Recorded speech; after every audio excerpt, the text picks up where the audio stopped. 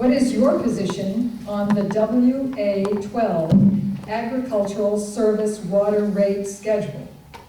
How effective will it be in supporting local agriculture in Ward 5?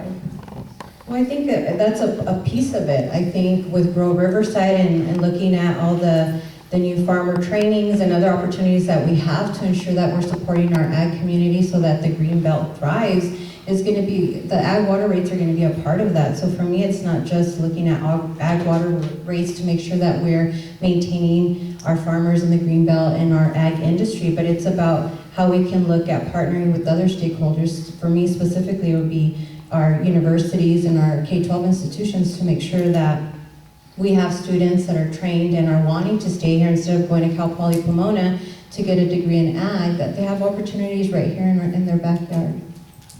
Sean? The WA12 water rates will only really affect 190 customers. Folks that currently get their water from the Gage Canal aren't affected by that. That being said, I think it's important that we in order to maintain our rich agricultural and citrus history, that folks in the green belt and the other agriculture areas have access to affordable water. If their rates are we start charging them residential rates, folks are going to have to turn off the spigot and the green belt turns brown. Would you elaborate then on the Gage Canal? How can the city preserve and enhance the value of the Gage Canal for Ward 5 residents and businesses? Sean first. Well, first of all, one of the concerns I have with the Gage Canal is currently if you own shares in the Gage Canal and let's say you don't need the water, you give them up, the city then takes the shares of the Gage Canal. I would like to see that folks that live within that area, they can buy the shares back. I think we need to implement a program where folks within the Gage Canal service area, if at some point those shares have been given up, that they should have an opportunity to buy them back.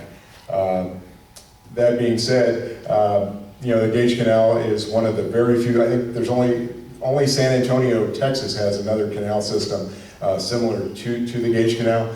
We need to do everything we can to maintain it, and we're blessed to have it in the green belt. Gabby? How can the city preserve and enhance the value of the Gage Canal for Ward 5 residents and businesses?